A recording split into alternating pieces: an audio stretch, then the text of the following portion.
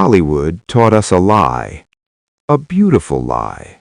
A lie filled with brave sheriffs, noble cowboys, fearless gunslingers, and dusty towns where good always defeated evil. But the real American Wild West was nothing like the movies.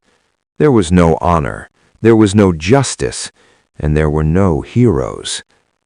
What actually existed was something far darker.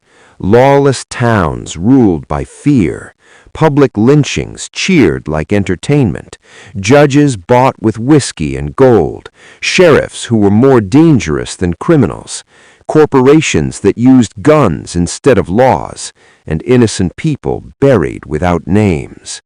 This is not the Wild West you were taught.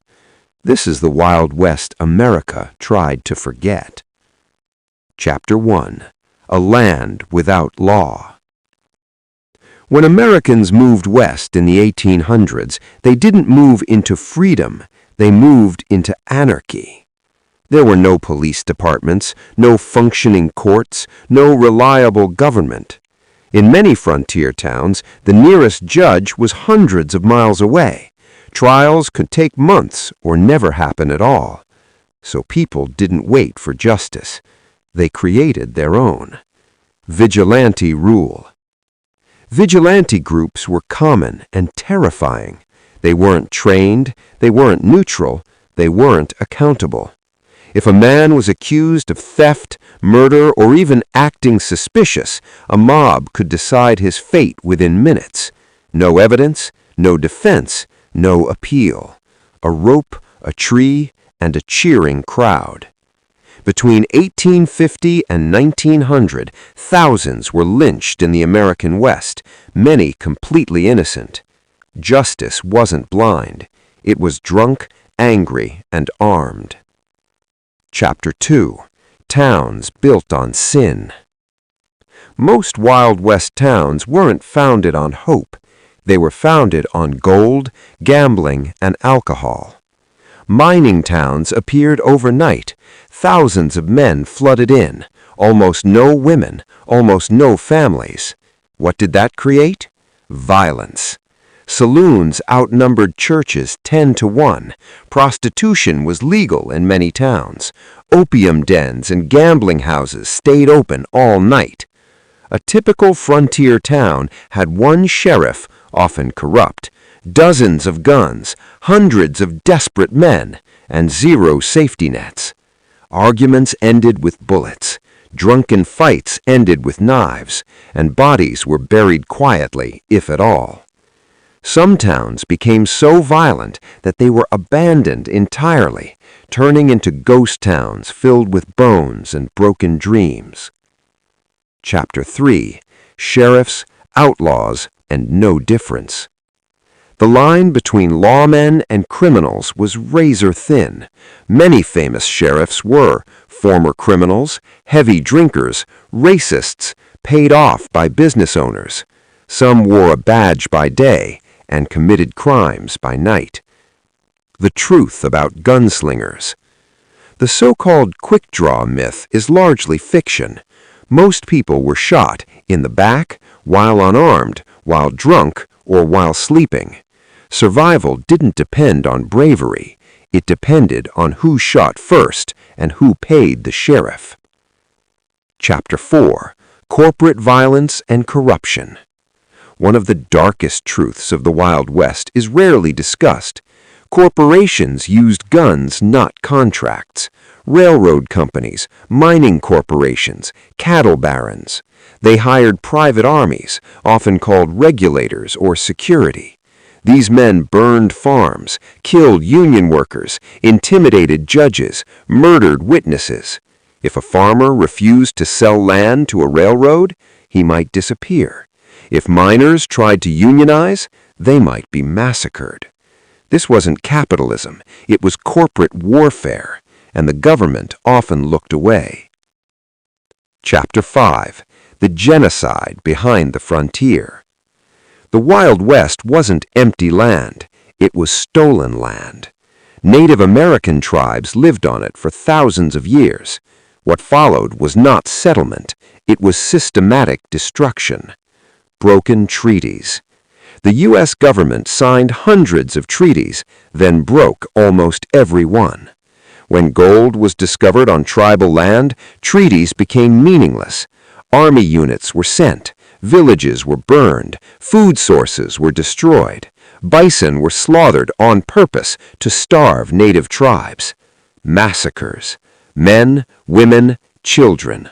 Killed in their sleep, killed while surrendering, killed for existing. And afterwards, the survivors were forced onto reservations, often barren, hopeless land. The Wild West was not built on courage. It was built on blood. Chapter 6. Women in the Wild West. Hollywood shows women as saloon girls or school teachers. Reality was far crueler. Women faced sexual violence, forced prostitution, no legal protection, no rights. Many were sold, many were trapped, many were killed quietly. A woman accusing a powerful man, she was more likely to be punished than believed. Justice did not protect women. It consumed them. Chapter 7. The Myth of Freedom. People came west chasing freedom. What they found was debt, violence, exploitation, and death. The Wild West rewarded ruthlessness, violence, greed, not honesty, not kindness, not law. Those who survived did so by becoming harder or crueler. Chapter 8. The heroes were often monsters. History books and Hollywood legends created heroes. The truth created something else. Many of the most famous figures of the Wild West were violent men protected by myth. Wyatt Earp, lawman or legalized killer? Wyatt Earp is remembered as a fearless lawman. In reality, his record is deeply troubling. He worked as a gambler and pimp, was repeatedly accused of corruption, used his badge to eliminate rivals, shot men who were unarmed or fleeing. The famous gunfight at the OK Corral lasted less than 30 seconds. It wasn't a heroic duel. It was a planned ambush followed by months of revenge killings known as the Earp Vendetta Ride. Many historians today describe it not as justice, but as personal vengeance protected by law. Billy the Kid, criminal turned folk hero. Billy the Kid didn't steal from the rich to help the poor. He was a thief, a killer, a survivor of chaos. By the age of 21, he had killed multiple men, some in self-defense, others not. His legend grew only after his death. Why? Because America preferred a romantic outlaw to an uncomfortable truth. The West created criminals faster than it created laws. Chapter 9. Deadliest Towns You've Never Heard of. Hollywood focuses on Tombstone. Reality offers places far worse. Deadwood, South Dakota. Deadwood had no law, no elections, no legal courts. Murder was so common that deaths were barely recorded. If someone disappeared, no one asked questions. Why? Because asking questions often got you killed. Dodge City, the violence capital. Despite its reputation as a cattle town, Dodge City was essentially a war zone. Drunk cowboys fired guns in the streets. Saloon fights ended in death. Sheriffs lasted weeks, not years. Many resigned or fled. Others were buried. Bodie, California. Bodie became so violent that parents warned children, "Good night, sleep tight, don't let the Bodie bad man bite." At its peak, murders happened weekly. Children witnessed executions. Schools closed due to gunfire. It wasn't a town, it was survival territory. Chapter 10. Frontier Justice, a system designed to fail. Courts existed on paper. Justice existed only if you could afford it. Judges were often drunk, corrupt, or paid off. Witnesses disappeared. Evidence vanished. Verdicts were predetermined. the price of freedom. Bail was unaffordable, lawyers were rare, appeals were impossible. Poor people didn't get trials, they got ropes. Chapter 11. Racial Violence and Erasure. The Wild West wasn't just violent, it was racially brutal. Mexican Americans. Landowners lost property through fake deeds and corrupt courts. Resistance was met with executions. Entire families were erased. Chinese immigrants. Chinese workers built railroads. When the work was done, they became targets. They were beaten, burned out of towns, lynched in public. The law rarely intervened. Why? Because many officials agreed with the violence. Black Americans in the West. Freedom from slavery didn't mean freedom from terror. Black cowboys existed, but history erased them. Those who demanded equality faced vigilante violence, false accusations, and execution without trial. Chapter 12. The War Against Native America continues. The frontier didn't end Native resistance, it crushed it. Starvation as strategy. The U.S. Army destroyed crops, food supplies, hunting grounds. This wasn't accidental, it was policy. Starvation forced surrender without bullets. Reservations were open-air prisons. Reservations were isolated, underfunded, controlled by agents who stole supplies. Children were taken, languages were erased, cultures were punished.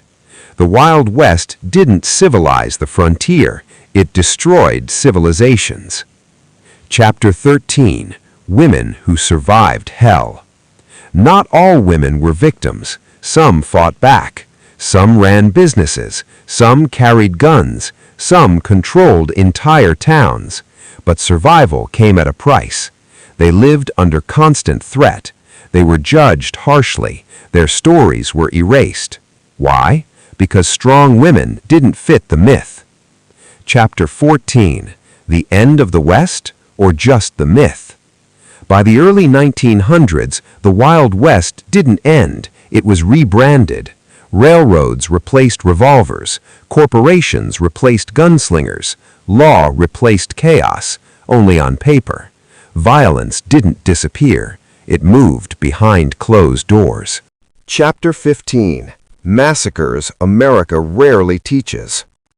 The Wild West wasn't shaped by famous gunfights, it was shaped by mass killing.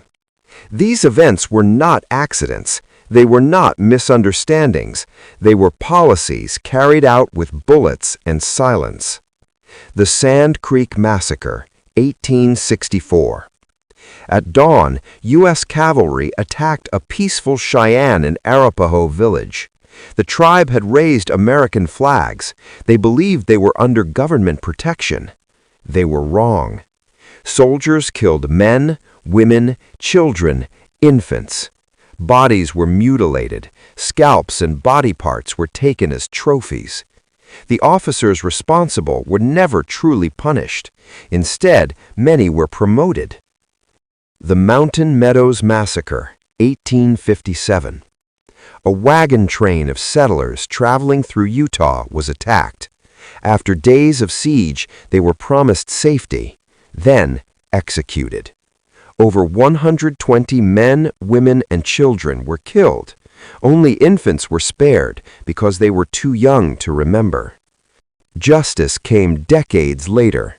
By then, truth didn't matter. Wounded Knee, 1890. This wasn't a battle, it was an execution. U.S. troops surrounded a Lakota camp. When a gun accidentally discharged, soldiers opened fire.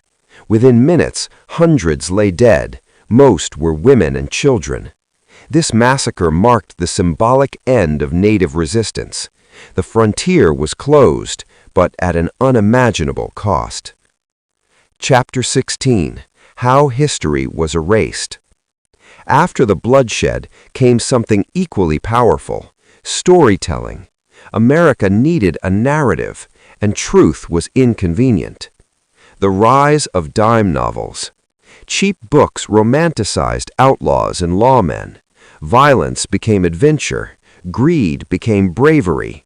Genocide became destiny. Millions read these stories. Few questioned them. Buffalo Bill's Wild West show. It toured the world, reenacting Indian battles as entertainment. Native performers were forced to reenact their own defeat. Crowds cheered. History became spectacle. Chapter 17. Hollywood perfects the lie. By the early 1900s, film replaced books, and movies cemented the myth. Cowboys were noble. Native Americans were villains. Law always won. Reality vanished. Hollywood didn't just tell stories, it rewrote national memory. Chapter 18. The real reason the Wild West ended. The Wild West didn't end because it was tamed. It ended because it was no longer profitable. Railroads connected towns. Banks controlled money. Corporations demanded stability. Chaos was bad for business, so order was enforced, not for morality, for profit. Chapter 19. The cost of the myth.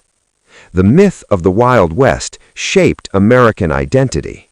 It taught violence solves problems, power defines justice, expansion justifies destruction. These ideas didn't disappear, they evolved.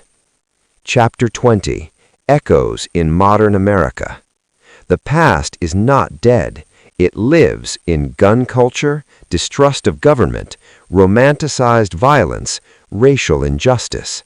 The Wild West wasn't history, it was a foundation. Part 3. Conclusion. The American Wild West was not heroic. It was lawless. Chapter 21. Why America needed the Wild West myth. After the bloodshed, after the land theft, after the massacres, America faced a problem. How do you build a nation on violence and still call it freedom? You don't erase the past, you rebrand it. The Wild West myth wasn't accidental, it was necessary. It transformed genocide into manifest destiny, corporate violence into progress, vigilante justice into frontier courage. The myth allowed Americans to feel proud instead of guilty, and it worked. Chapter 22. The psychology of the frontier hero. The cowboy wasn't real. He was symbolic. A man alone, armed, independent, unaccountable. This figure told Americans, you don't need government, you don't need law, you only need strength. But strength without accountability leads to one thing: abuse. The cowboy myth justified violence, dominance, silence, and it still does. Chapter 23. Who benefited from the lie? The myth didn't benefit the poor. It benefited corporations, politicians, media empires. Railroads got land, mining companies got power, Hollywood got profit, and the victims, they were erased. Chapter 24. The silenced voices. The stories we didn't hear mattered most. The native child who survived a massacre, the Chinese worker driven out of town, the black cowboy written out of history, the woman buried without a name. They weren't side characters, they were the story. Chapter 25. The West never really ended. The frontier closed on maps, but not in mindset. Today's America still struggles with vigilante thinking, racial violence, corporate power over law, myth over truth. The Wild West didn't disappear, it moved into policy, culture, and belief. Chapter 26. Confronting the truth. Truth doesn't destroy nations, lies do. Acknowledging the real Wild West doesn't weaken America. It humanizes it. It allows healing. It allows honesty. Chapter 27. What remembering really means. Remembering isn't about blame. It's about responsibility. A nation that refuses to remember repeats. A nation that confronts truth evolves. The American Wild West was not a fairy tale. It was a warning about unchecked power, mythologized violence, forgotten victims. History doesn't ask us to hate the past. It asks us to learn from it, because the most dangerous lie is the one a nation tells itself. The Wild West wasn't about freedom. It was about who had the gun and who history chose to forget.